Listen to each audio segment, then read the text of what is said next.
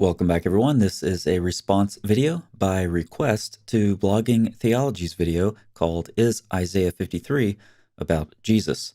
Let's look at an outline of the video. There's a 2-minute introduction followed by an overview of the servant songs, which ends at about the 5:36 mark. I'll refer to some of that throughout the video. However, the most relevant parts are from 5:37 to 13:08.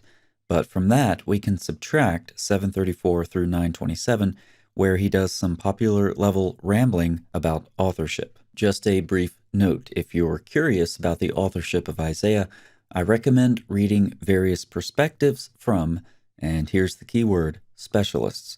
Blogging Theology is not an Isaiah specialist, nor is Bart Ehrman, who Blogging Theology appeals to. For those wondering why Blogging Theology appeals to a New Testament text critic, in a video about Isaiah, one suspects the answer may be found in the dominant religious views of his audience.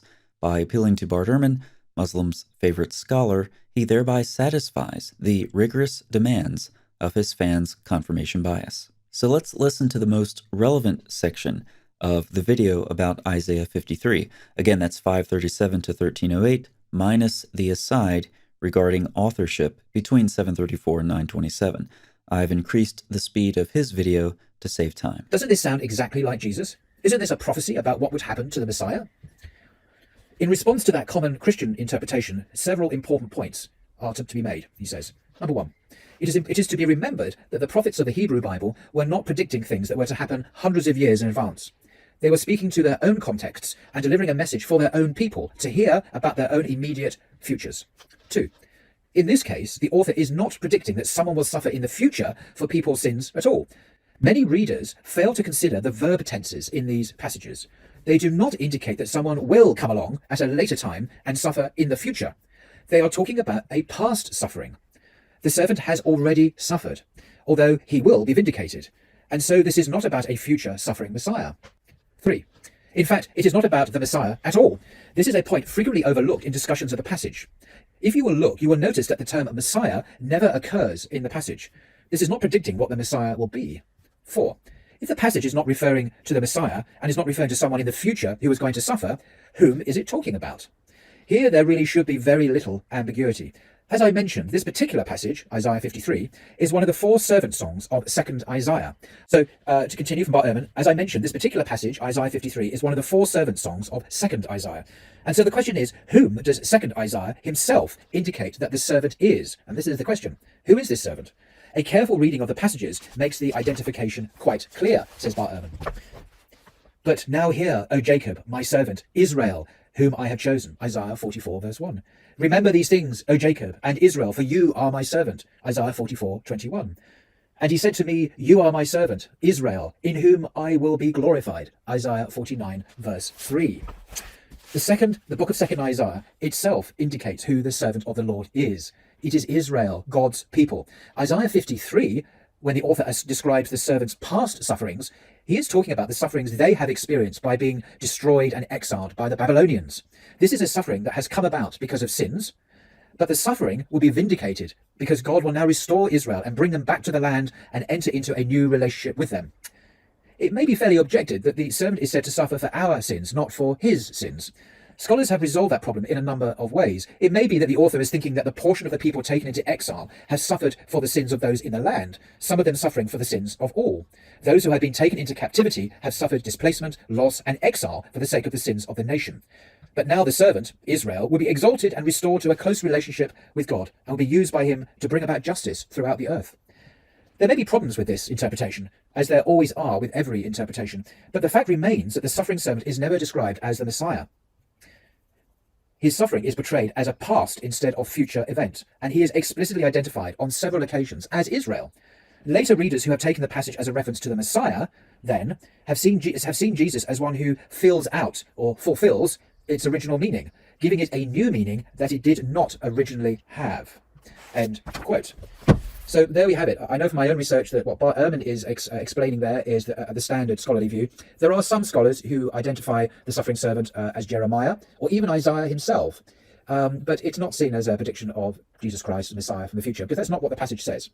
So I hope you find that of interest, and I do welcome your comments and criticisms. Until next time. Let's go back to the outline and look at the points he made. Hebrew prophets talked about the immediate future, not about things hundreds of years in advance. Now, he doesn't even attempt to substantiate this self-serving conclusion. I'll just say at this point that numerous commentators, ancient and modern, would disagree strongly. Further, we've seen that blogging theology caters to a Muslim audience. However, Muslims frequently claim that various passages in the Old and New Testaments prophesy about Muhammad, who came many centuries later. And the Quran itself says its messenger is described in the Torah and Gospel, which were written many centuries earlier. But blogging theology's core audience, not surprisingly, doesn't seem to notice that he is actually contradicting the Quran and Muslim tradition, which claim that those ancient texts describe a 7th century prophet. One begins to suspect that his audience doesn't listen too critically, and these suspicions will soon be confirmed. But again, there's no attempt on his part to justify a statement about short-term only Hebrew prophecy. So we'll move on for now, but return to this topic when I show how blogging theology defeats his own argument. Next point, verbs used are past tense, not about a future suffering Messiah. In this case, the author is not predicting that someone will suffer in the future for people's sins at all. Many readers fail to consider the verb tenses in these passages. On this, I'm going to mention a very basic concept, and then I'll give you a taste of something much more complex. Scholars, particularly those who specialize in ancient Semitic languages, will discuss and debate passages like these. But just briefly, these are some examples of passages commonly taken to be in the so-called prophetic perfect, that is, verbs that are in the perfect tense or the past tense, which indicate completed action in the past. However, the events haven't even happened yet.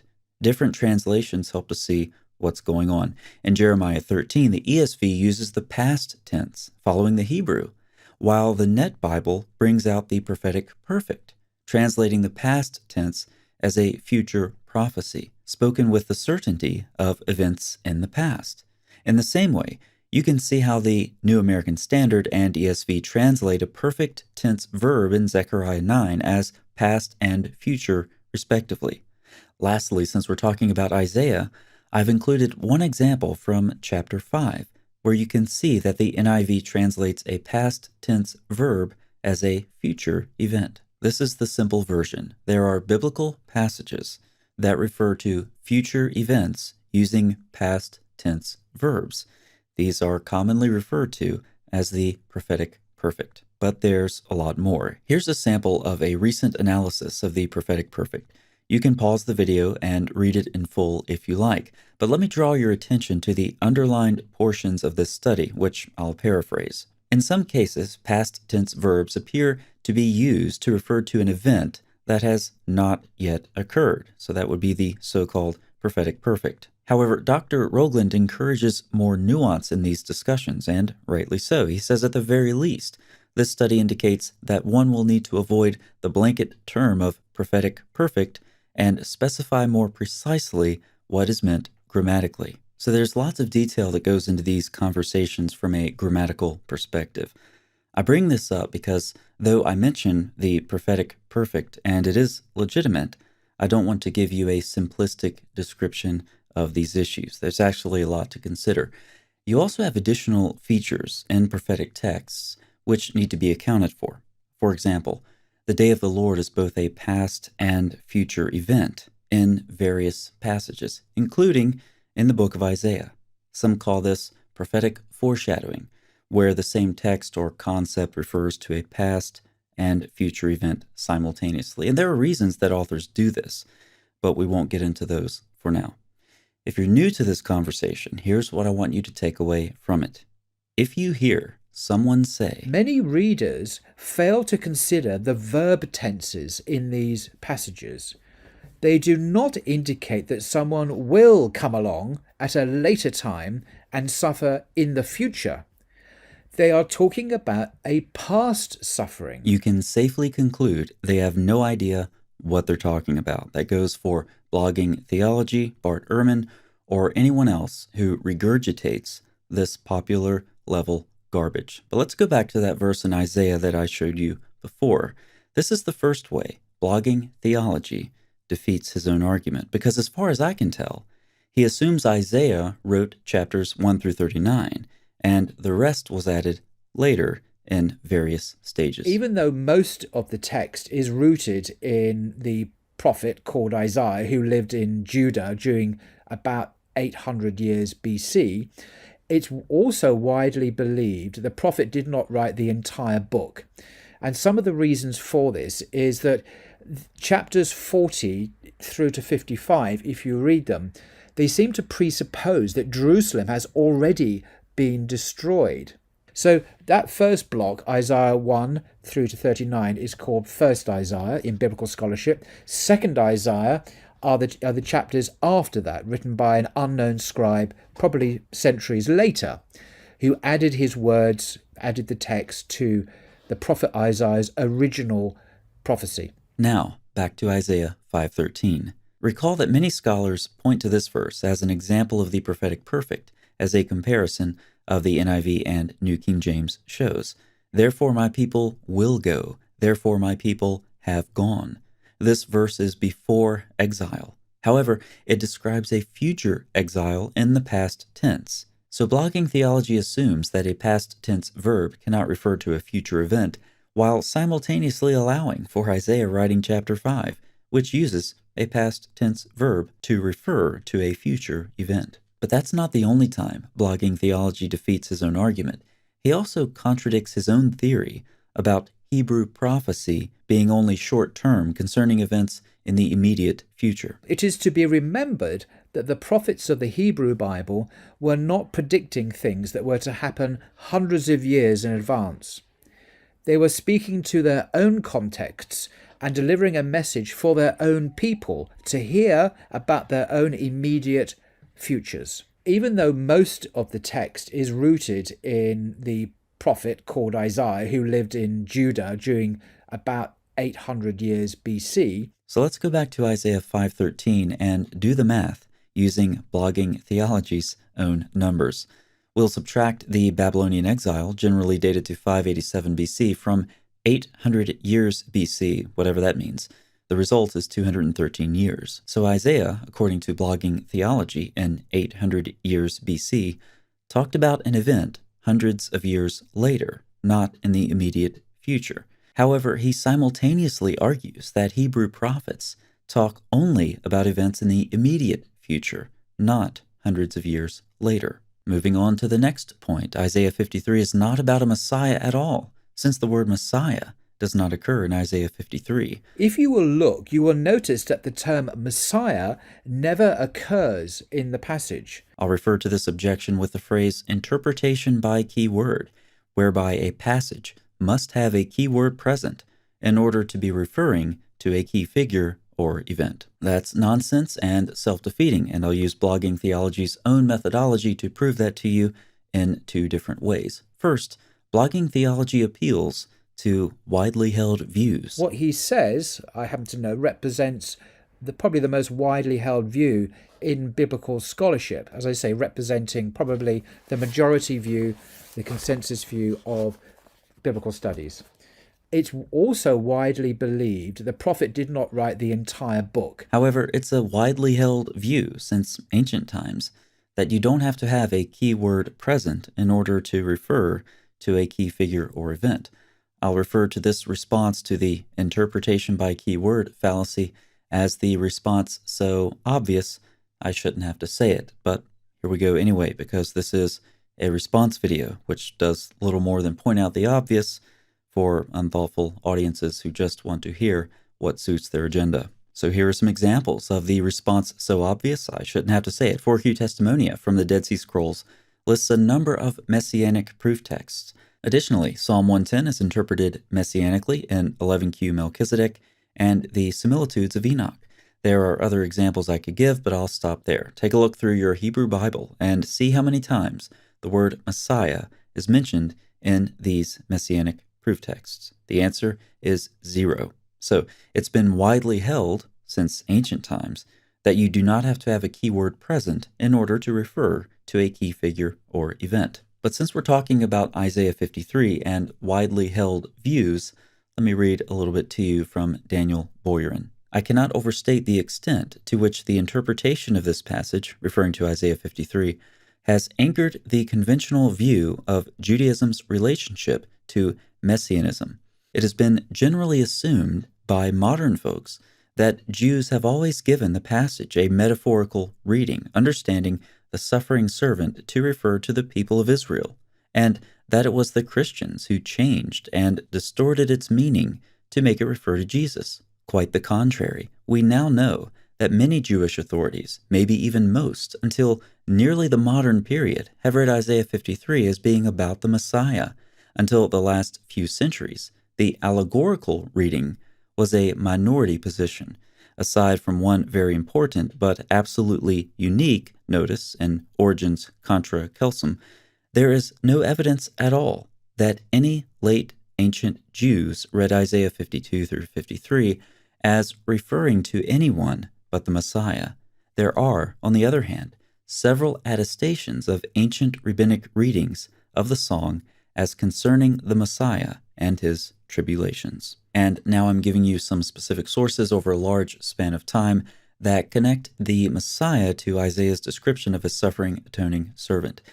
If Blogging Theology wants more specific references, he can read these texts on his own, since he clearly hasn't taken the time to familiarize himself with any of this material thus far. Therefore, regarding his preference for widely held opinions, Probably the most widely held view. There you have it. Now here's the second way that Blogging Theology defeats his own interpretation by keyword hermeneutic. You see, he knows the identity of the unnamed suffering servant in Isaiah 53. The book of 2nd Isaiah itself indicates who the servant of the Lord is. It is Israel, God's people. But what's missing from the servant song in question? The key word, Israel. Notice Blogging Theology's blunder. Because the passage doesn't contain the word Messiah, it can't refer to the Messiah. But it can refer to Israel, even though the passage doesn't contain the word Israel. Oh, but Blogging Theology will say, yes, but you use other texts to identify the servant of Isaiah 53, even though the servant is not named. Yep, and you can do that with the Messianic interpretation as well. Blogging Theology will do one, but not the other, in order to suit his agenda. But there are additional problems with his own methodology. Again, he pretends to be familiar with critical scholarly theories about Isaiah. Recall my allegation that he rambled on about authorship earlier. But he appears entirely ignorant of scholars who, because of the anonymity of Isaiah 53, will link 52:13 through 55 with chapters 56 through 66 of Isaiah, not with the preceding sections. Blogging Theology shows no knowledge of this, which allows him, without hesitation, to use prior passages to interpret the servant in Isaiah 53 and identify that servant as Israel. The book of 2nd Isaiah itself indicates who the servant of the Lord is. In this case, his ignorance is bliss because he doesn't even know he's cherry-picking scholarly theories until someone comes along and points it out. The last point, which is really an overall theme of his video, has already been addressed with the Jewish sources cited above. Let's summarize. Blogging Theology's use of Ehrman is a bit too convenient given the preferences of his audience. On authorship, consult a range of actual Isaiah specialists, not Blogging Theology or Muslims' favorite and only New Testament text critic.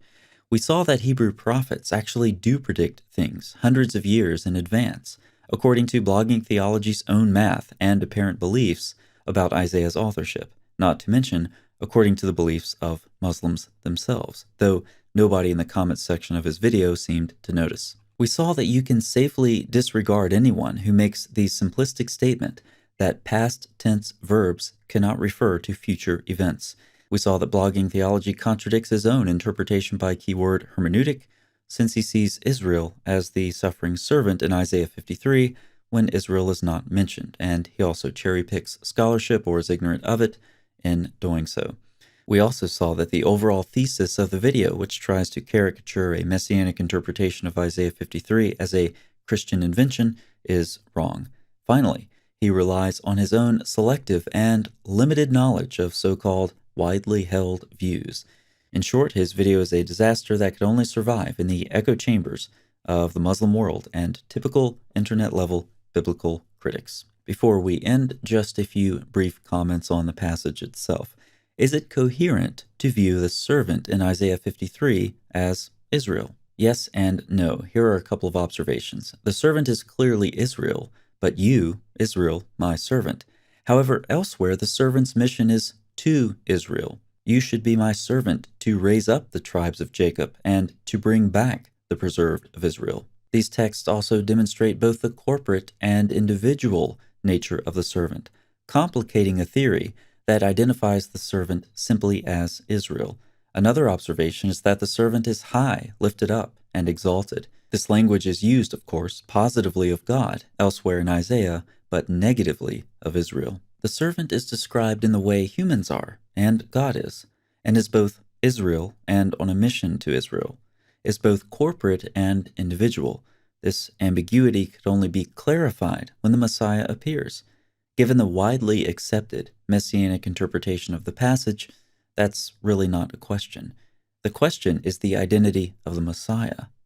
For further study and to see a cogent interpretation of how Jesus fits the human and divine, Israel but not Israel, corporate and individual descriptions, see the recommended reading in the description box. Thanks so much for watching. I'll see you next time.